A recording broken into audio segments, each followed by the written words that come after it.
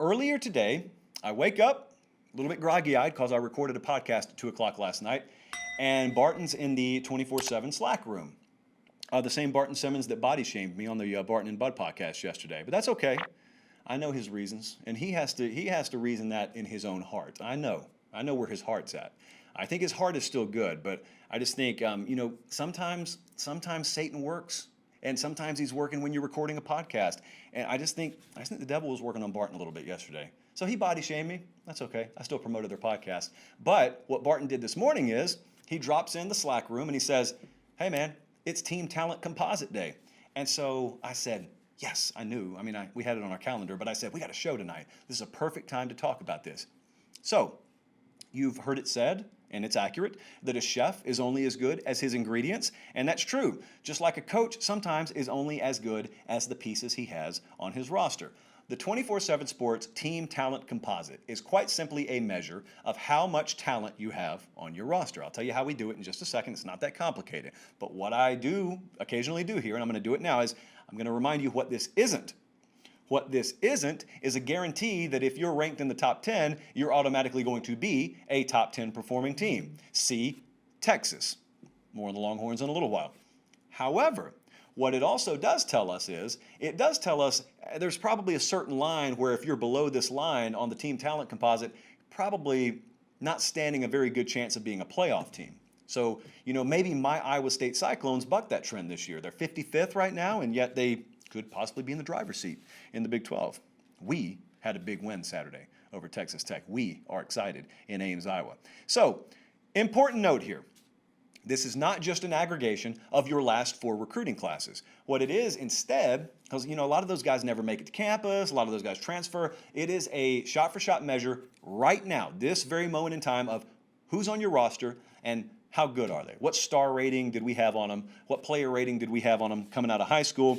Who's actually here? Attrition is taken into account. Transfers out and in taken into account. Alabama's been number 1 on this the last 4 years. They've been at or near the top pretty much a couple of years after Saban was there and was able to build the roster. And this tool came along about 2015. So Georgia's overtaken that, is the point. Right on time. Not necessarily saying we timed it up like this, but it is very convenient.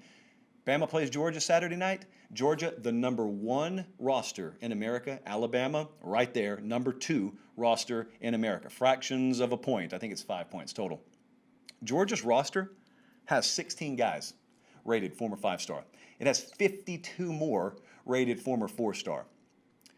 I do want to point this out. This is the number 1 roster in America now. Difference between Pruitt at Tennessee and Kirby at Georgia. Kirby inherited the number 6 roster in America. So this was already a pretty good roster when he got there. He just made it elite. Now, as for Alabama, I said Georgia's got 16 5-stars, 52 4-stars. Bama's got 12 5-stars, 58 4-stars. So if you add both of those up, Bama's got a couple of more 4- and 5-star combined than Georgia does. Georgia's got a few more 5-stars. And for all we know, that could be the fractions of difference in inches that make up the game Saturday night. So what a showdown that is. But some other teams to pay attention to here. Clemson is number 4. If you don't know anything about the rosters, you may say, ooh, Clemson dropped because they've been winning titles and, well, now they're all the way down at number 4. No. They have been winning titles. Clemson's never been this high. Clemson normally floats in like the 5 to 15 range, somewhere around there.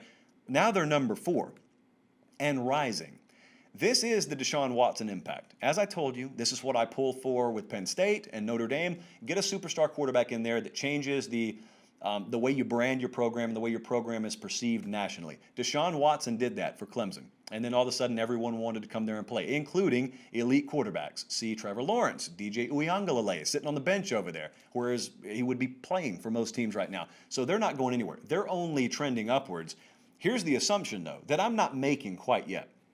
The assumption is Clemson has already won titles. Clemson with an S, of course, even though I pronounce the Z. They've already won titles, okay? So now, if they've already won titles, now they're going to be more talented than they have been when they won those titles. That means they'll just win more titles by a wider margin, right? Could be the case. They got a strong culture up there. Could very well be the case. But I do want to just remind you of something. This has happened before. I'm not saying it's going to happen to Clemson. It's happened before.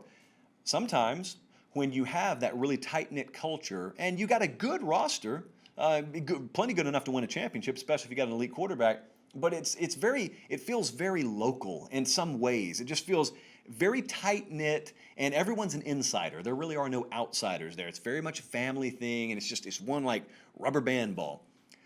Then you win with that rubber band ball. Then all of a sudden, rubber bands from all over the country want to come in. They want to be part of the ball, but sometimes guys are there not because they were drawn to Clemson. Sometimes guys are there because, well, they were drawn to winning, just like they're going to other places to win. And sometimes that can have, if things go sideways, an adverse impact on your locker room. I've talked about this with Clemson folks before.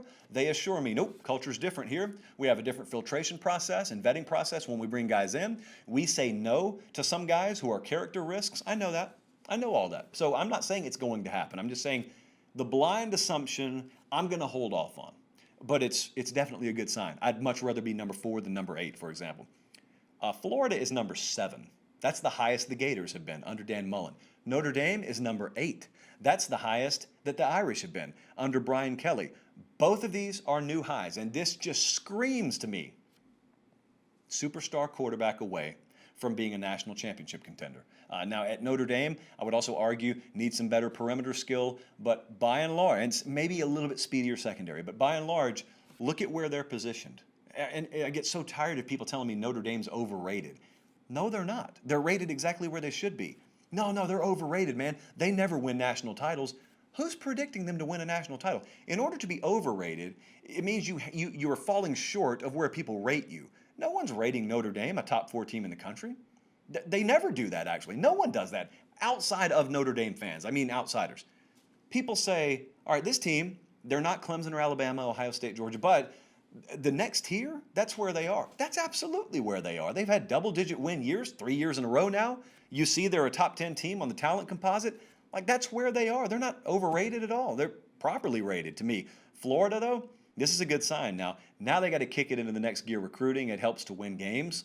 And so that defensive roster, for example, they've also infused transfer talent there. Brenton Cox, for example, is a big-time player for them right now. He came in via transfer from Georgia, no less. Multiple ways to stack a roster up. As I said, Iowa State, number 55, so that's the antithesis of this. You don't have to be top 10 to win, but you got to have a certain identity about yourself, and you got to be rock solid culturally if you're not going to be in this top 10 to beat teams who are in the top 10. By 10 miles, and this is no mystery, we're about to talk about this team in a second, the most underachieving nexus in the college football universe is the University of Texas. They are the number 5 roster in America. They also may be the number 5 team in their own conference. It's beyond embarrassing what's happening there right now. I have notes on the piece of paper in front of me, Colin, for all these other teams. And for Texas, I just drew a frowny face. So Texas is in frowny face territory. But it may not be a good sign for Tom Herman, but for the guy who may come in behind him, look at the cupboard. It's stacked. Someone just went to the grocery store. It's like a condo, and they just stocked it for you, and all you got to do is drive down for the weekend. Oregon and Michigan. Barton wrote a really good summary on this on 247sports.com. It's still there if you want to look at it. And he pointed out these two at the very end, and I agree. Mario Cristobal, it's no mystery what he's been doing on the West Coast. Oregon, when he got there, was the number 25 roster. They are now the number 12 roster. They've got a big-time class coming in, and there is another team in the Big Ten going the opposite direction. And this is not a good sign. There's no other way to dress this up. Michigan had the number 7 roster in America when Jim Harbaugh was there in 2015. They're now number 17. So they are about as badly in need of one of those kind of shifts in identity as any team in America is. Hopefully, something crazy happens this year with Joe Milton at quarterback, and Josh Gaddis and his system really takes root in year 2, but remains to be seen still at Michigan. So that's a really interesting thing. I would highly advise you to go read that on 247sports.com.